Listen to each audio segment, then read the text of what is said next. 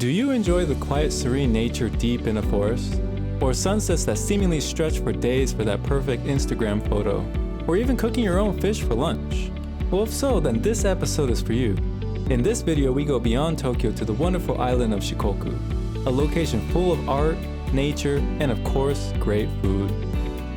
Now, some background about Shikoku. Shikoku is one of the 4 main islands of Japan. Most of you know Honshu, where Tokyo is, Hokkaido, and Kyushu, where I live. Well, the final island of the 4 is a small island called Shikoku, an island with 4 prefectures.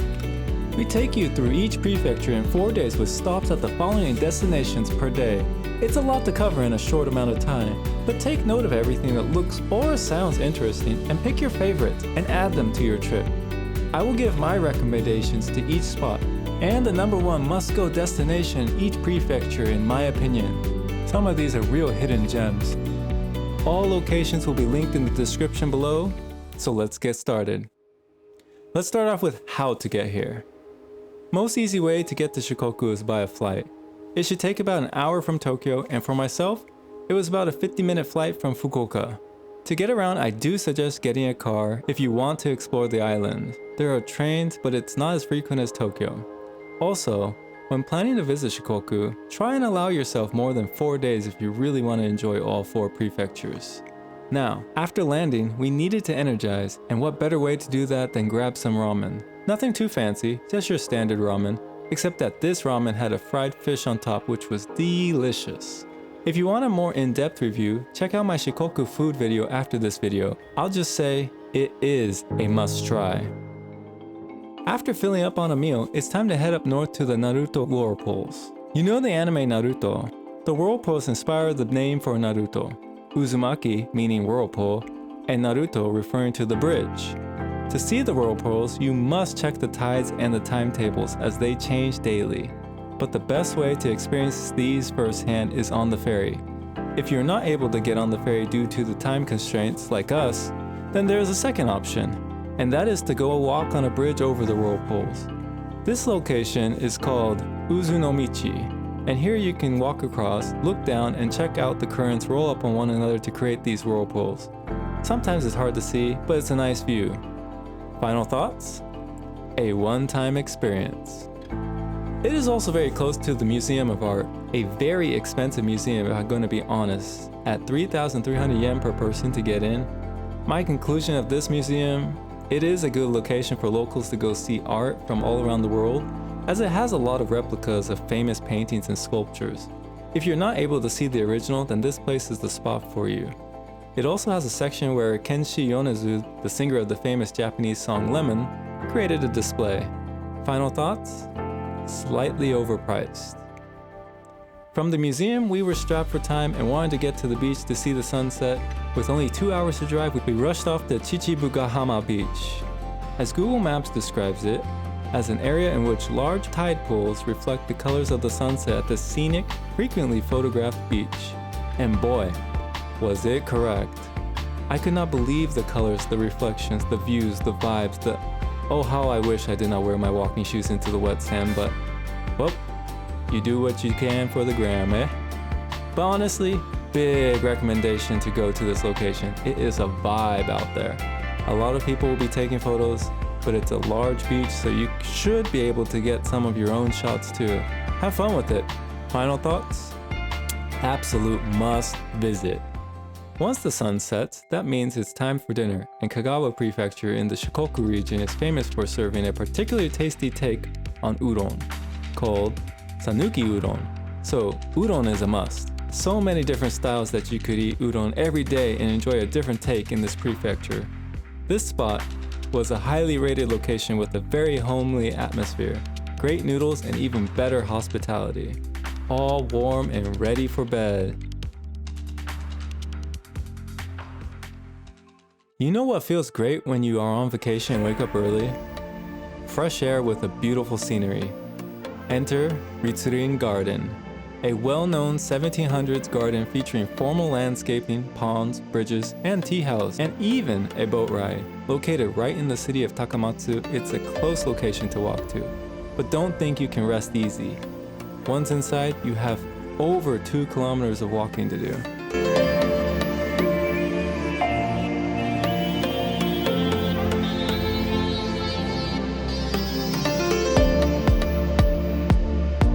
first major feature of this park that one sees when they enter is hundreds of well-tended pine trees.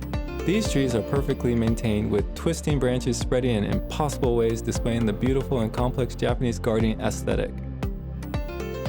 There are hundreds of cherry blossom trees, lilies, ginkgo trees, and Japanese maples throughout the garden as well.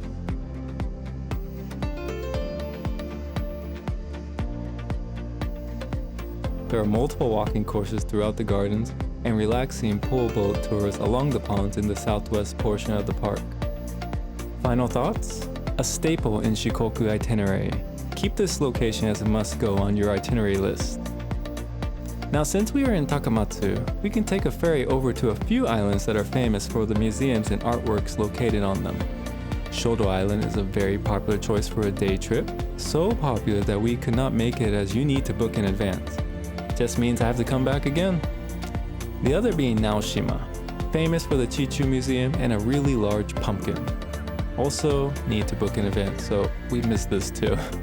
But there is still more to see on the island. The island itself is full of artistic works, from the buildings, paintings, museums, and even the alleyways. It's all a sight to be seen. Plus, you can be one with a large red pumpkin. I think it is a pumpkin at least. Now, besides the Chichibugahama Museum, there's a few other museums on this island, such as the Ando Museum, an architecture museum in an old house with a modern interior designed by its namesake, Tadao Ando. It is also located on this island, and it gives you some insight on what goes on in the brain of Ando himself. Also, there's the Benesse house, which has some amusing art pieces. Very thought-provoking pieces, to say the least. Final thoughts on Naoshima? If you have time and you like art, do go once. Of course, with any day trip, you must enjoy the food in the small shops on the island. All the nooks and crannies and island-like vibes are well noted. Just a really great sandwich on a beautiful day on the island, and if you are lucky like us, you can take the ferry back right at sunset. And lo and behold, the view.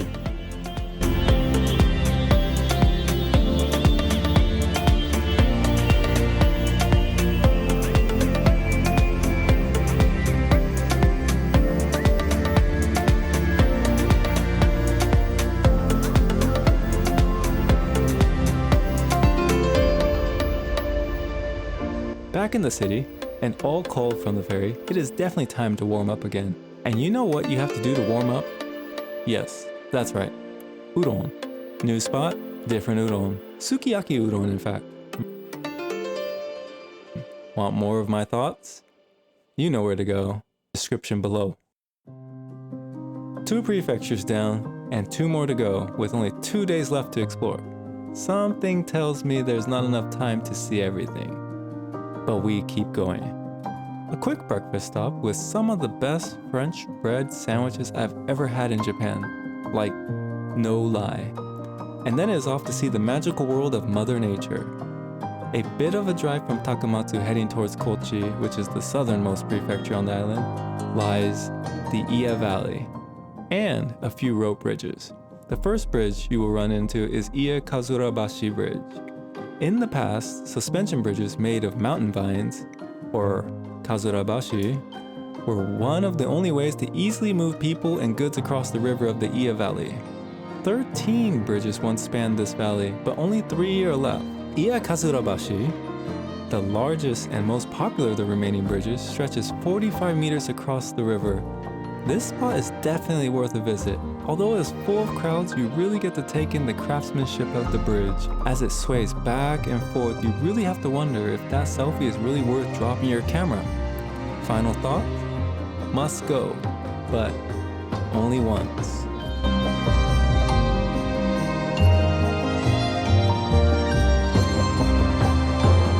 Why only once, you say? Because of this.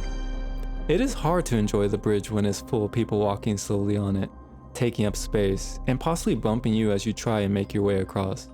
But I give you this alternative. Big tip coming. Be ready. Ready?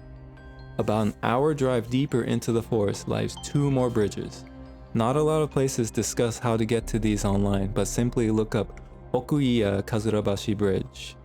There is one very small road that takes you there on the north side of the river above the initial bridge, and once you are there, you will understand why I recommended it. No one is around. It is empty. The nature is all yours. Bring a snack and lunch because there is nothing here at all. No shops, no food, just you're inside the forest. But take all the photos to your heart's content. Run across the bridge. Enjoy Mother Nature. These two bridges stand still, side by side deep in the inner valley.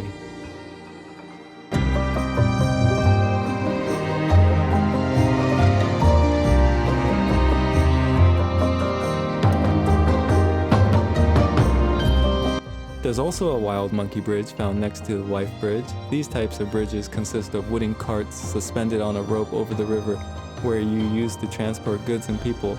And visitors can try out the wild monkey bridge and pull themselves across the river.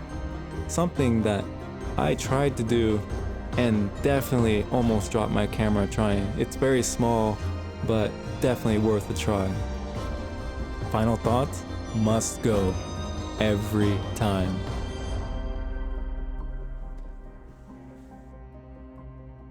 Skipping lunch to get to these bridges was worth it, but what can I say? I am starving. Quick 2-hour drive to Kochi to Hirome Market.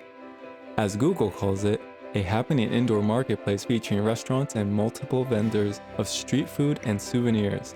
The Katsu Tataki is to die for. It is what people come here to eat, and I must say, it's really good.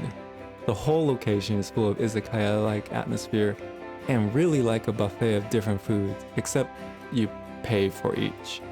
Final thoughts? It's a must-go every time.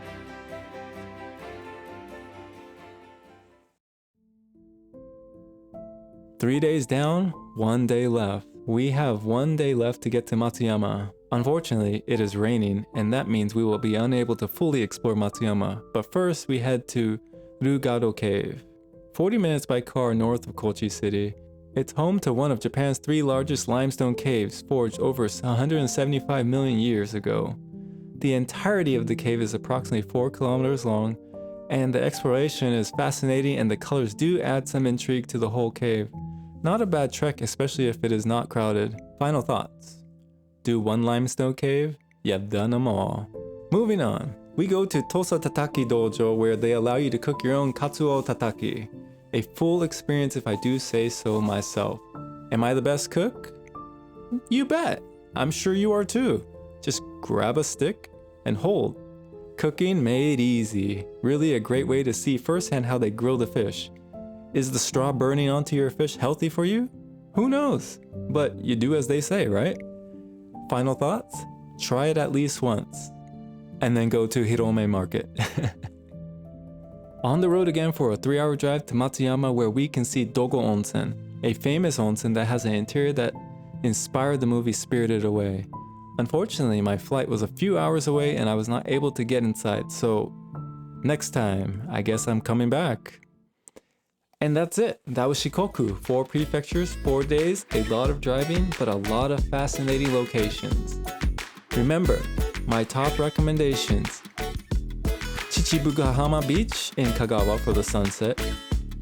Oku-Iya Kazurabashi Bridge in Tokushima for the scenic view of the forest. Hirome Market for the hustle and bustle of fresh-tasting katsuo tataki in Kochi. And Dogo Onsen for the sheer word-of-mouth fact that it inspired a Ghibli movie in Ehime. I hope you enjoy learning from my tips and tricks and recommendations, and remember to check out the Shikoku Food video for more details on the food locations shown. And remember to subscribe for more Japan travel inspired videos, and lastly, leave a big like on this video to show some love to the editor. He needs it. Without further ado, I bid you all farewell, and I will see you on the next one. Peace out.